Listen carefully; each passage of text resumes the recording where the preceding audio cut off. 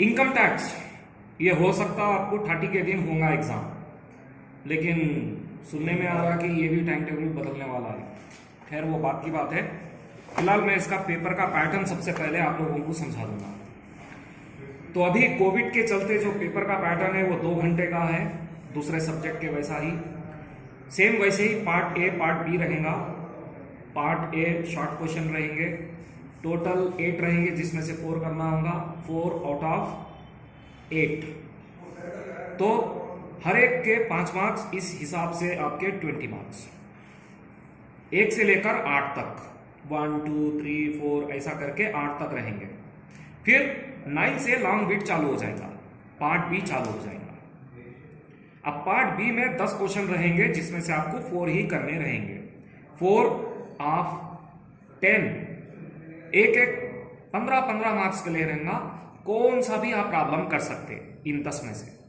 तो 4 इंटू 15 ये हो गया आपके 60, 20 और 60 मिलके हो गए 80। तो 4 उधर से 4 इधर से आपको करना है। लॉन्ग बीट प्रॉब्लम नंबर 9 से आएगा, 9 और 10। 9 और 10 आपका यूनिट नंबर 1 है और यूनिट नंबर 1 में है इंट्रोडक्शन। तो इंट्रोडक्शन का मतलब है कि थ्योरी क्वेश्चन आएगा। अब थ्योरी क्वेश्चन आपको क्या आ सकता, जो पॉसिबल है वो मैं आपको बतला दूंगा। Direct tax versus indirect tax सबसे पहले। तो दूसरा आपको पॉसिबल है जो पूछ सकता वो है रेसिडेंशियल स्टेटस। रेसिडेंशियल स्टेटस ये किस तरीके से कैलकुलेट करते वो। तीसरे नंबर पे जो आपको पूछने के चांस है वो है एग्जेम्प्टेड इनकम्स। Exempted incomes. इसके अलावा आपको जो पूछ सकता वो है एग्रीकल्चर इनकम। एग्रीकल्चर इनकम और उसके टाइप्स। तो ये 4 क्वेश्चन भी अगर कभी आप पढ़कर जाएंगे तो हो सकता कि आप जरूर 2 के 2 थ्योरी क्वेश्चन अटेंड कर पाएंगे। इसके अलावा अगर कभी शॉर्ट क्वेश्चन की बात करें तो बेसिक कॉन्सेप्ट पढ़ लेके जाना। अब बेसिक कॉन्सेप्ट में आएगा previous year, assessment year, person, SSC, pan card, ये सब बेसिक कॉन्सेप्ट है। इसके अलावा agriculture income, casual income, total income, gross total income, ये भी थोड़े क्वेश्चन है।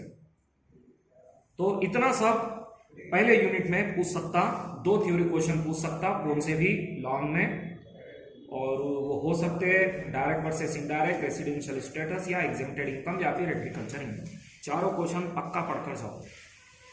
अब है दूसरा यूनिट सैलरी, जिसका नाम है क्वेश्चन नंबर 11, क्वेश्चन नंबर 12। ये दोनों ही सैलरी से पूछेगा। हो सकता कि दोनों के दोनों ही प्रॉब्लम हो, या ये भी हो सकता कि एक थ्योरी एक प्रॉब्लम।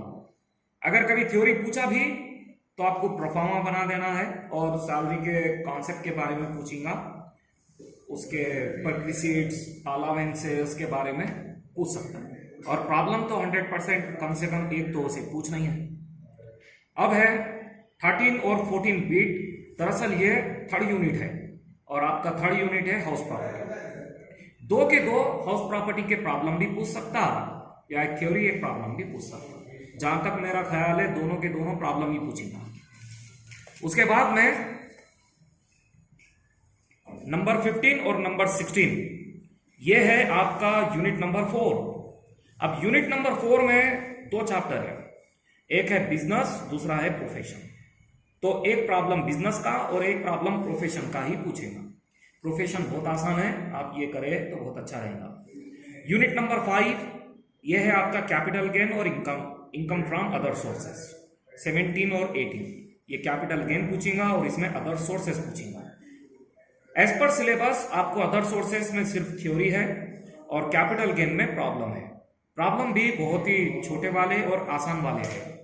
अब अगर कभी मेरी माने तो कम से कम, जैसा कि अक्सर स्टूडेंट पूछते कि कम से कम क्या क्या पढ़ना चाहिए, तो मैं सजेस्ट करूंगा कि आप कम से कम 2 थ्योरी क्वेश्चन, एक है मीनिंग और difference between meaning of tax, difference between direct tax, indirect tax, और दूसरा रेसिडेंशियल स्टेटस थ्योरी में ये, और हाउस प्रॉपर्टी का प्रॉब्लम, बिजनेस या प्रोफेशन में प्रोफेशन का प्रॉब्लम और कैपिटल गेन का प्रॉब्लम। कम से कम इतना करेंगे तो आपके पास होने के चांसेस बहुत बढ़ जाएंगे, कम से कम। वो थ्योरी क्वेश्चन, सैलरी टफ है, अगर कभी आप छोड़ना चाह रहे तो छोड़ भी सकते, लेकिन पढ़ेंगे तो बहुत अच्छा रहेगा। और हाउस प्रॉपर्टी तो पक्का सीख के जाना, प्रोफेशन पक्का सीख के जाना, बहुत आसान है, इसको छोड़ नहीं सकते। कैपिटल गेन भी बहुत आसान है, इसको भी छोड़ नहीं सकते। Profession, capital gain, house property, ये 3 हो गए प्रॉब्लम के लिए, और 2 थ्योरी क्वेश्चन। कम से कम एटलीस्ट इतना भी पढ़ेंगे तब भी आप पेपर कर पाएंगे। शॉर्ट क्वेश्चनों की जहां तक बात है, लॉन्ग कर लेंगे तो शॉर्ट वैसे ही कवर हो जाएंगे।